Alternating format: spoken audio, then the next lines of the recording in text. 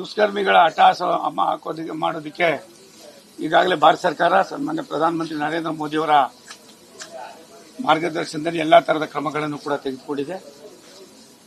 ರಾತ್ರಿ 2 ಬಾಡಿಗಳನ್ನು ದೇಹಗಳನ್ನು ನಾವು ಬರಮಾಡಿಕೊಂಡಾಗ ನಾನು ಕೂಡ ಹೆಣ್ಣುಮಗಳನ್ನು ನೋಡಿ ದೇಶ ಇದ್ದರೆ ನಾವೆಲ್ಲ ಇರಬಹುದು ಅನ್ನೋದಕ್ಕೆ ಈ ಪಿಶಾಚಿಗಳು ಮಾಡಿರ್ತಕ್ಕಂಥ ಈ ಕೃತ್ಯ ಇಡೀ ವಿಶ್ವನೇ ಇದನ್ನು ಖಂಡಿಸ್ತಾ ಇದೆ. ಮುಂದಿನ ದಿನಗಳಲ್ಲಿ ಅದಕ್ಕೆ ಏನೇನೋ ಪ್ರಿಕಾಷನರಿ ತಗೋಬೇಕು ಎಲ್ಲವನ್ನು ಕೂಡ ರಾಷ್ಟ್ರದ ಪ್ರಧಾನಿಗಳು, ರಾಷ್ಟ್ರದ ಗೃಹ ಮಂತ್ರಿಗಳು, ರಾಷ್ಟ್ರದ ರಕ್ಷಣಾ ಸಚಿವರು ಕೈಗೊಂಡಿದ್ದಾರೆ. ಅದಲ್ಲದೆ ಅವ್ರು ಕೈಗೊಂಡಂತ ತೀರ್ಮಾನವನ್ನ ಇಡೀ ವಿಶ್ವ ಇವತ್ತು ಶ್ಲಾಘನೆ ಮಾಡ್ತಾ ಇದೆ. ದೇಶಕ್ಕಿಂತ ದೊಡ್ಡವರು ನಾವು ಯಾರು ಅಲ್ಲ ಅನ್ನೋದನ್ನ ತೋರಿಸ್ತಕ್ಕಂಥ ಸನ್ನಿವೇಶ ಸಂದರ್ಭ ಸನ್ನಿಹಿತವಾಗಿದೆ.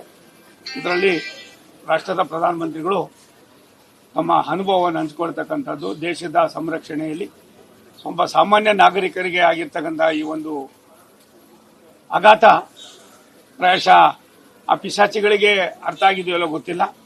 ಅಂತ ಪಿಶಾಚಿಗಳನ್ನ ಸದೆ ಬಡಿತಕ್ಕಂಥದಕ್ಕೆ ಇದನ್ನ ಯಾವ ರೀತಿ ಮುಂಜಾಗ್ರತೆ ಕ್ರಮ ತೆಗೆದುಬೇಕು ಅನ್ನೋದಕ್ಕೆ ಇನ್ನು ಮುಂದಿನ ದಿನಗಳಲ್ಲಿ ಪ್ರತಿಯೊಂದು ಕೂಡ ಈ ದೇಶವನ್ನ ಹಿತವನ್ನ ಕಾಪಾಡ್ತಕ್ಕಂಥದಕ್ಕೆ ಭಾರತ ಸರ್ಕಾರ ಸನ್ಮಾನ್ಯ ನರೇಂದ್ರ ಮೋದಿ ಅವರ ನಾಯಕತ್ವದಲ್ಲಿ ಕ್ರಮ ವಹಿಸ್ತದೆ. ಏನೀಗಾಗಲೇ ಹಗಲಿರ್ತಕ್ಕಂಥ ಅವರಿಗೆ ಅವರ ಆತ್ಮಕ್ಕೆ ಶಾಂತಿ ಕೋರೋಣ, ಅವ್ರ ಕುಟುಂಬಕ್ಕೆ ಶಕ್ತಿಯನ್ನು ಭಗವಂತ ಕರುಣಿಸಲಿ ಅಂತ ಪ್ರಾರ್ಥನೆ ಮಾಡ್ತೀವಿ.